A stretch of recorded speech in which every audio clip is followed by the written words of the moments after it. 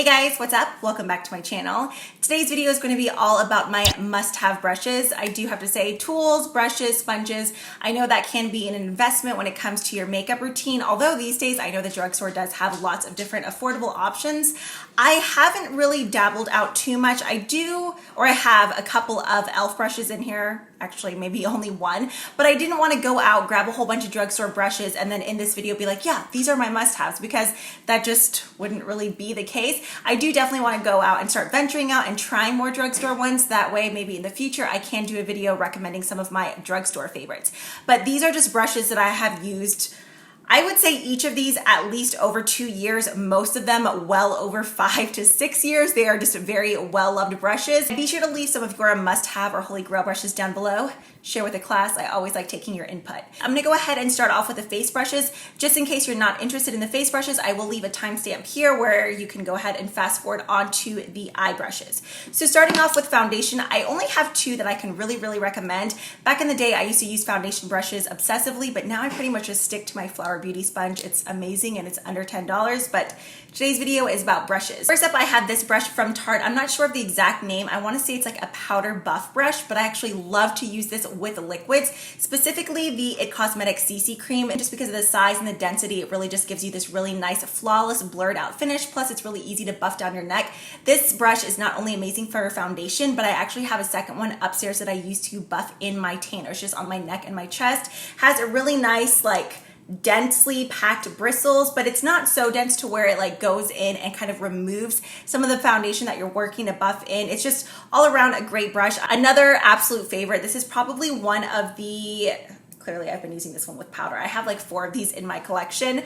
Besides the Sigma F80, I want to say this is probably my longest used foundation brush. Once I received this one, I quickly replaced the Sigma F80 with that. I feel like back in the day, that's the brush that everyone talked about. I really like the size of this one. Plus, this is travel friendly because you kind of get 2 in 1. So you have something for your under eye concealer as well as your foundation. I use this with cream blushes, cream bronzers. It's just another great brush. I mean, I don't have anything negative to say about this. You can find this at Ulta as well as 𝗟𝗧𝗦𝗃's website. Also, if you guys shop on QVC or HSN, a lot of the time they will have some sort of deal where you can get like the CC cream plus the brush for like the price of maybe just the CC cream. So that's definitely a place to check out if you're looking for a good deal.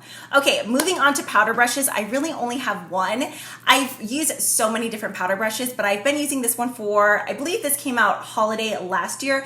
Ever since then, this is the only powder brush that I've been using. Now, if you're someone who wears like strictly a powder foundation, I don't know how you'll feel about this because this gives more of a very light dusting of powder, which I love. Just being on the drier, like normal to dry side, I don't like a ton of powder, but there are areas that I like to set my face, and this brush does it beautifully. This is the Smashbox Sheer Powder Brush. I love all the handles in this collection. Smashbox makes some killer brushes. As you can see, it's very loose. It's not like overly dense, so it just gives a really nice, quick dusting of powder. I love to use this brush whenever I dust off any like baking. It's just such a beautiful brush. I love that one so much. They are on the pricey side, but I definitely think the quality is there and they are worth the price point. Speaking of Smashbox brushes, here's the other one. This has been in at least, I think this was in my yearly favorites as well as a couple of other monthly favorites videos. This is the Smashbox Buildable Cheek Brush. I believe it's actually meant more for blush, but I love this for contour just because it's the perfect type of brush to build up your contour. If you're someone who is very heavy-handed, this would be the brush for you just because it's actually set up very similar to the sheer powder. As you can see, it's just like a very loose brush, not super dense. That way you go in and you can just create like the buildable cheek. It's perfect. If you have the Kat Von D Shade and Light Contour Powder, sometimes you can end up with really muddy cheeks if you're not careful. This one just blends it out beautifully. This will be a brush that I will always have to have now. Like if I ever lost this, I would repurchase it just like that. If you guys shop at Macy's or Macy's online, every now and then they'll do like 15 to 20% off their makeup. That's the time to scoop this up. Because I want to say this brush is anywhere from like the $20 to $30 range. It is pricey, but I promise it is so, so good. Speaking of contouring, this guy here from 𝗟𝗘𝗧, because of the shape, it's really easy to just fit right under the cheekbone and just kind of carve those out. You can find 𝗟𝗘𝗧 at Ulta. Now, if I'm going in for a kind of like just all over bronze look, I'm not really wanting to go in and create like defined contoured lines. I have two favorites. First up, this one is from Hoola. The top of this used to be green, but clearly he is well loved. It's pretty stained. I love the handle though. It looks like a little bamboo handle. So because of the shape, it's just really easy whenever you're wanting to do more of like an all over bronze look. You're not really trying to go in and create like defined lines. This just blurs the bronzer right in, makes it really easy to buff down the neck as well. Actually, it reminds me of a thinner, longer version of the Real Techniques blush brush. This is another recommendation. You can find Real Techniques at Ulta, Target, I believe Walmart now. They come in different sets, but I have so many different Real Techniques brushes, and this is hands down my favorite. In fact, I think I have 2 or 3 of these because sometimes I like to use it for bronzer, sometimes I like to use it for blush or just all over powder. Overall, a great brush. Can't go wrong with either of these. Another more affordable option is this one from e.l.f. This is just the Flawless Face Brush. This is another brush that I love to use with bronzer. It's a more of like an oval shaped dome. So it does still give you like the nice all over bronze look, but if you're still wanting to create like slightly more focused areas than the Hoola or Real Techniques one, this one is a great option. Moving on to blush brushes, I really only have 2. I could probably go by with just this one, but I really love this one whenever I'm going in for like a darker, more like in your face blush. This is from the brand SLMissGlam, who's here on YouTube. This is her tapered highlight brush. If I'm going in and I'm using a blush like NARS, oh, I can't think of the name right now. A very saturated orange color, something that is just more like loud. I like to go in with a brush like this. That way I can really make sure that I'm only focusing it on smaller spaces before I go in and I buff it out. So if you're fans of very pigmented and in-your-face brushes, I recommend using something smaller like this. That way you can really focus the color in one area and then kind of like dust off any excess powder and then go in and blend it out. This works perfectly for that. But for an everyday blush like, let's say, Tarte Exposed, this brush is everything and more. Anytime I get a friend or a family member who's looking for a blush brush recommendation, this is always it. It has a very nice slanted cut, very similar to the Smashbox ones. It has a little bit more of like a firmness in the density. It's not quite as floppy. Bristles are so soft and does a great job at just diffusing out the color. It is such an amazing blush brush. If you are a blush lover, you have to have this brush in your collection. It is so good. I promise, like, you would love that one. For highlight brushes, I just have 2. This is a semi-newer one to my collection, but I love it so much. This is the Anastasia A23 brush. As you can see from the shape, it's just perfect to just kind of press on and then lightly blend it out. Today I'm wearing the Wet n Wild Precious Petals highlighter. So this one, as well as the Morphe M501, this has more of a tulip shape. In comparison, as you can see, it has like more of a defined tip. This is perfect just for like adding if you want a tiny bit on the tip of your nose or your Cupid's bow. It gives a more precise application.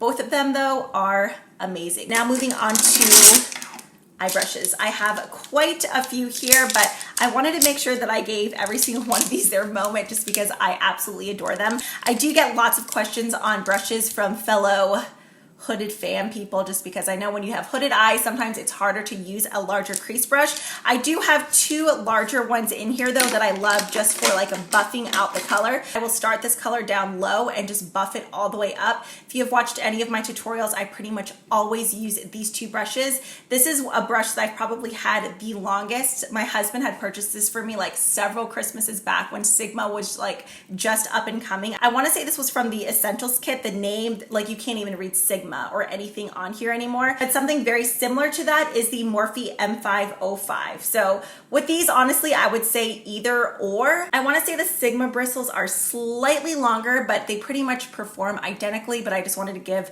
both options, whether you're more of a Sigma fan or a Morphe fan. I love these whenever I'm going in just to diffuse a crease color. These both are perfect. Okay, now moving on to more kind of like defined crease brushes.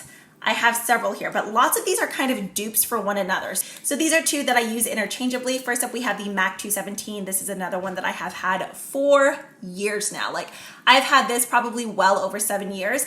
If you're looking for something from Sigma instead, the E25 is pretty much exactly the same. So I love these whenever I'm going in lower down on my crease. So right here on the outer corner, whenever I'm wanting to pull in a slightly deeper shade, that's when I will use these. They fit right into the socket of my eye. So even if you have hooded eyes, whenever you stab your brush and you can kind of feel exactly where that socket is, that's what I use this brush for, just to really kind of go in and concentrate the color. Those are my favorite for that. The Morphe M433 is pretty similar too. It might be slightly fluffier, or it just might be because it's still drying because I had to go in and spot clean these because they were looking rough. Any of those work great. Now, if you're looking for something a little bit more fluffy, but not as big as like the Sigma E60, these are some other go-tos. We have the Morphe M514. This is looking extra fuzzy right now. Typically, it's a little bit smaller and it's less dense than those. So this is another one that is perfect just for really diffusing out the crease. As you can see in comparison, like if I were to go in with the Sigma one versus this guy here, you can see it's almost just like a baby version of the Sigma. So while it still does a great job of just diffusing out that color, this one just really lets you concentrate into a smaller area. So if you have like mono lids or even like less lid space than me, this one would be perfect because it still does a good job of fitting into the crease without like running all the way up into your brow bone. Now for lid brushes, I don't have too many because honestly, when it comes to my lids, my favorite thing to use is my finger. I just feel like it's really easy to go in there and press a color on. In fact, that's what I did for my lid shades today. I do have one other e.l.f. brush here. This is the e.l.f. 201. I want to say this is just the upgraded version of their C brush, which has been out for like forever and a day in their studio line. This is perfect whenever I'm doing like an all over matte look because I can go in, like let's say I'm using MAC, what is it, Rule, that really pretty orange. I'll just go in and press this right onto my lid and then kind of flip it on its side and use this area here just to slowly pull it up into my crease, and then I'll go in with a small brush like the Morphe M433 to continue to blend it up. Now, if you have huge lids, this will be perfect for your lid because it is a good size. It pretty much fits my lid perfectly, but if you had bigger lids, this would be really, really nice. But if I'm wanting to go in with something that's like more concentrated, this here is my holy grail. I mean, is this not every like hooded lidded person's dream? Like, look at that. It's the perfect flat shader brush. And look at this. It actually fits with additional space in my lids. That's really impressive. This is the Morphe M326. I love to use this with pigments, powder shadows. It is just amazing. If you like to concentrate a little bit of color on your inner corner, it's perfect for that. It's just the perfect brush. I pretty much always have to travel with this. I love this guy so much. I have two of them because that's how much I love him. Okay, for pencil brushes, I have two. First up, this is probably the pencil brush that I've had the longest. This one though is from the 𝗟𝗘𝗧'𝗦 line. My other one is just a normal silver ferrule. In fact, I want to say this was my very first pencil brush. This is the Sigma E30. So anytime you're going in, you're really wanting to like smoke out your lower lash line or really concentrate color on your outer corner, this brush is amazing. A pencil brush is something that I feel like I have to have. Just like a crease brush, it's just a necessity because most of the time I like to always go in and smudge some sort of color on my lower lash line. This one does a great job. Let's say you were going in and doing a very dramatic smoky eye or like one of those really cool rainbow effect like ombre smoky eyes, and you wanted a pencil brush that really concentrated in smaller areas. This guy here is amazing. This is the Morphe M515. So a pencil brush is already pretty tiny, but look at this in comparison. The Morphe one is like an itty bitty baby and it is amazing. I love this whenever I'm working with blacks, especially in the outer corner, just so I can really go in and focus it in one small area. It's amazing just for your lower lash line, but specifically when using something like really dark or really light where you're wanting to concentrate in one area, this is perfect. Or for your inner corner, it's just such a good brush. I love it. Next up, we have the Sigma Large Fluff E50. This is definitely an easily dupable brush, but this is just one that I've used the longest. I love this whenever I go in and I apply my primer and I just want to set that all over. This is the brush that I use just because it's huge. It's perfect for under my brow and just setting all over. I always like to set my complete eye area before going in with like my blending shade or you know, lid shade, whatever. I just feel like anytime I have like a powder just like on my face to set everything first, everything just applies way smoother and easier. So this is one that I always travel with.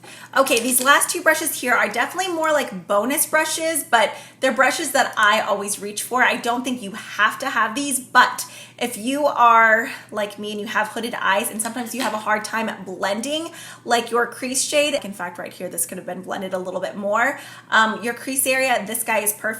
This is the Smith 220. So as you can see, it's just kind of like, it reminds me of like a military flat top haircut.